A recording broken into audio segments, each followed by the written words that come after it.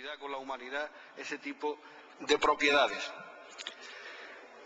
Linneo, como sabréis todo o la mayoría, que fue un grandísimo botánico y al que le debemos una de las clasificaciones, yo creo que la primera clasificación de las especies y de las familias importante, fue quien la bautizó como Solanum lycopersicum.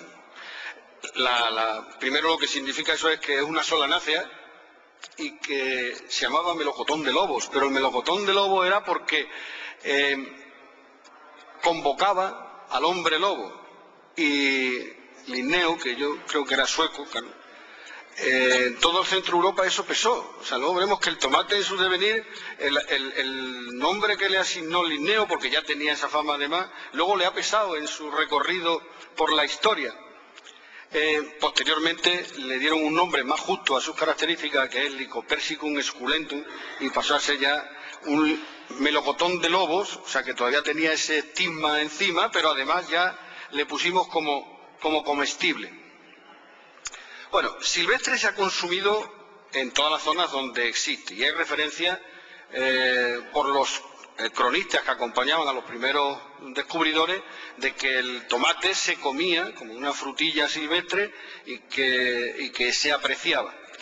En el Imperio Inca se consumía, lo que pasa es que no se cultivaba. Y en México, como dijimos antes, esas zonas de la selva de Chiapas donde primeramente se domestica la planta y se consume ya habitualmente.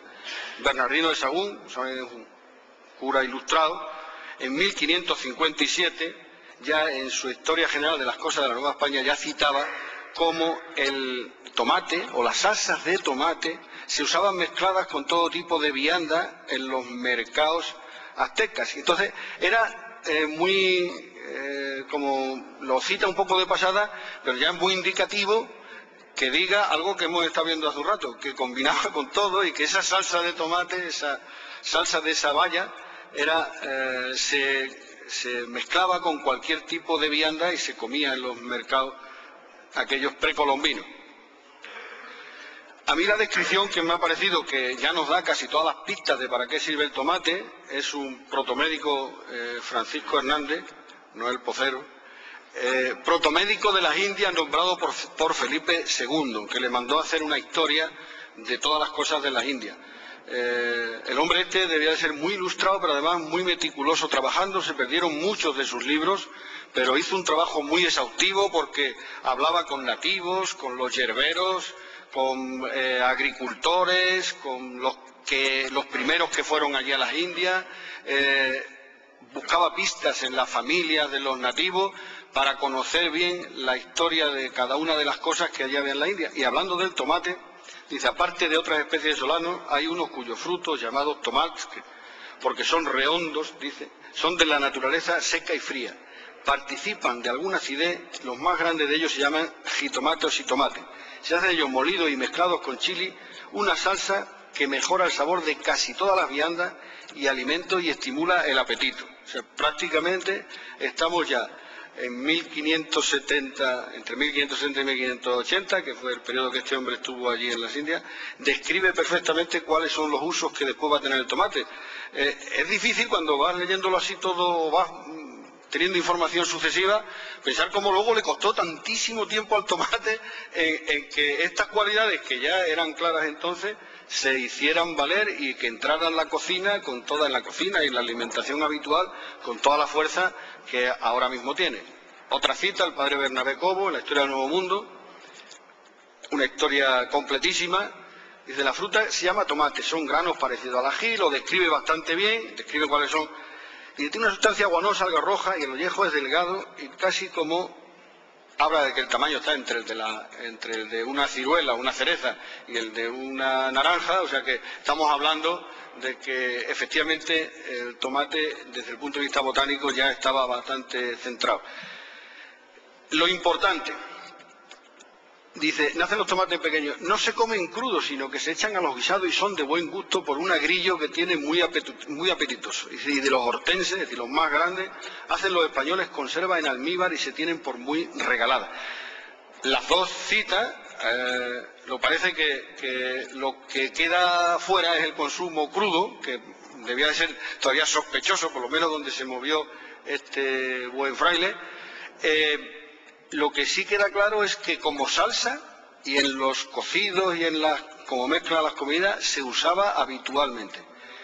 Y luego, cuando ya hubo azúcar, parece que lo primero que se consiguió hacer era el almíbar de tomate, o tomate en almíbar, o el dulce de tomate, que es como lo llamamos por mi tierra. De todas maneras, el tomate, es claro que en el siglo XVII ya se usaba en la cocina española. Hay que buscar un poco la historia del tomate en los conventos. O sea, los frailes que acompañaban a los colonizadores son los que fundamentalmente trajeron la planta y trajeron semillas, las cultivaban en los mismos huertos de los conventos y de ellas hacían platos o combinaban con muchos platos. Y en libros de cocina de los capuchinos de Andalucía aparecen ya recetas con tomate.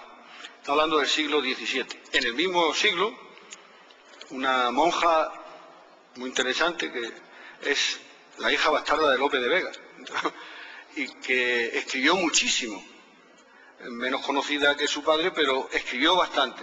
Y entre su escritura, que son de distintos tipos, muchas poesías, escribe un coloquio de la muerte, porque hace escritos moralizantes, obrillas de teatro, etcétera. Y en el coloquio de la muerte del apetito ya cita la ensalada de tomate y pepino. Entonces, lo traigo a colación porque es la primera por lo menos que yo he encontrado la referencia escrita de la ensalada de tomate y pepino, pero la ensalada de tomate ya claramente como el tomate crudo en la cocina. En Italia lleva un desarrollo muy paralelo al de España. Bueno, hay que decir que en aquel tiempo, claro, parte de Italia era de la corona, pertenecía al imperio, o sea, y entonces es lógico que la extensión fuera casi paralela y simultánea a la de España. Este monje, que también es monje, botánico de Padua, Mattioli, es el que hizo el dibujo de la planta que veíamos al principio, que es el primer dibujo así ilustrado que se conoce de la planta de tomate. En 1554, o sea que estamos hablando casi, bueno, cuando las expediciones ya de segundo o tercer nivel del descubrimiento de las Indias, en los frutos. No ve grandes virtudes, porque no es como los otros cronistas que ya en el tomate han visto sus cualidades culinarias, pero ya cita que se comen en Italia con aceite, sal y pimienta. O sea, estamos ya también incidiendo en las ensaladas. No se cita si es cocinado o no cocinado, pero efectivamente el tomate ya se consume también en Italia. El pomodoro, parece que todo apunta a que los primeros que llegaran allí debían ser de las variedades amarillas. En la segunda mitad del siglo XVIII ya hay citas de que en Nápoles la salsa de tomate con las pastas se consume habitualmente y hay un consumo popular de salsas de tomate con las pastas. O sea que, al menos en España e Italia, el tomate sí tiene una raíz muy profunda, muy inmediata al descubrimiento y al encuentro con los productos de América. ¿Qué está pasando en el resto de Europa? Pues la historia es muy distinta. En Francia, en el mejor de los casos, se le atribuyen propiedades afrodisíacas, pero simultáneamente se le atribuyen también posibilidades de toxicidad y también algunos valores medicinales. En todos sitios se considera que es una planta ornamental que tiene un cierto interés y se cultiva, pero así más como curiosidad de botánicos y de jardines, porque le tienen atribuido estas propiedades. Es decir, es un alimento a desconfiar de él. A desconfiar de él posiblemente por la historia que tienen sus parientes europeos, pero a lo mejor también porque no se fiaban de los italianos y de los españoles en aquella época. Bueno, en Inglaterra sucede lo mismo. O sea, la planta se admite como planta ornamental, curiosa, de jardines botánicos y demás, pero como alimento no se considera. En Alemania todavía tienen